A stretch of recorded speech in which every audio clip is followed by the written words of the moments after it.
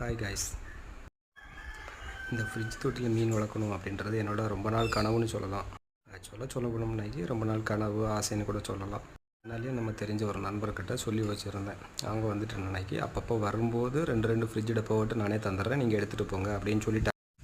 But கஷ்டப்பட்டு நைட்டோடு நைட்டாட்டு எல்லாம் எடுத்துகிட்டு வந்து வீட்டில் கூட வேலை செய்யாத நம்ம வந்துட்டு இதுக்காக வேண்டி, அதாவது நம்மளோட தேவைக்காக வேண்டி நம்மளே செய்வோம் இல்லையா, அந்த மாதிரி எல்லா வேலையும் செஞ்சு முடிக்கிறதுக்கே கிட்டத்தட்ட 3 மணி நேரம் ஆகிடுச்சு.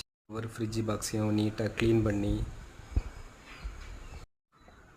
அதை எம்சியில் அரல்டைட் பாஸாக வச்சு அதை ரொம்ப ஒட்டி, ஏன்னா எல்லா ஃப்ரிட்ஜ் பாக்ஸுமே ரொம்ப டேமேஜ் ஆகிடுச்சு. அதுக்கப்புறம் மாடியிலேருந்து தண்ணி பிடிச்சி கொஞ்சம் கொஞ்சமாட்டு அதில் ஊற்றி விட்டு ரொம்ப கஷ்டப்பட்டு வேலையெல்லாம் முடிக்கிறதுக்கே கிட்டத்தட்ட 3 to 4 மணி நேரம் ஆகிடுச்சு கைஸ். அதுக்கு ரொம்ப சப்போர்ட்டிவாக இருந்தது என்னோடய பசங்க தான். 2 பேருமே எனக்கு வந்துட்டு எல்லாமே பிடிச்சி தண்ணி எடுத்து தர்றது, க்ளீன் பண்ணுறதுக்கு ஹெல்ப் பண்ணுறது. என் வீடியோ எடுத்தது என்னோடய பையன் தான் எடுத்திருந்தாங்க.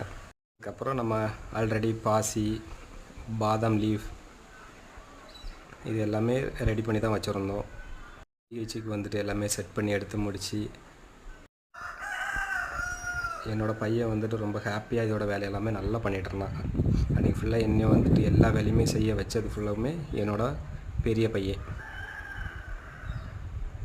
இந்த பாருங்களேன், பாசி போடும்போது கூட ஒன்றுக்கும் எதுவுமே கூடிடவும் கூடாது குறைஞ்சிடவும் கூடாதுன்ற ஒரு கணக்குலேயே அவங்க வந்துட்டு கரெக்டாக எல்லாமே போட்டுக்கிட்டே இருப்பான் பாருங்கள்.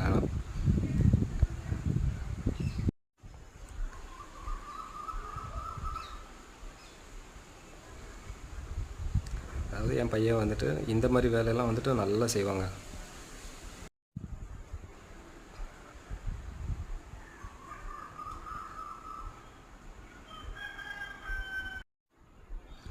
எல்லாமே செட் பண்ணி முடித்ததுக்கப்புறம் இதில் வந்துட்டு என்ன ஃபிஷ் விடலாம் அப்படின்ட்டு யோசிச்சிட்டே இருக்கும்போது தான் நம்ம பழைய நண்பர் ஒருத்தர் ஞாபகம் வந்தாங்க.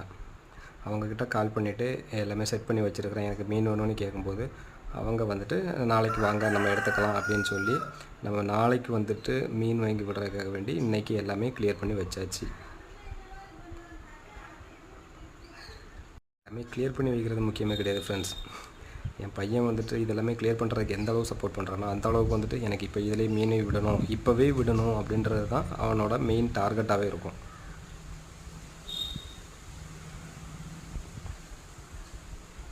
இதை வீடியோ எடுக்கிறதுலேருந்து எல்லாமே க்ளீன் பண்ணி உள்ள செட் பண்ணுறது வரைக்கும் அவன் என் பக்கத்துலேயே தான். இப்போ எங்கேயுமே தள்ளி போக மாட்டாங்க.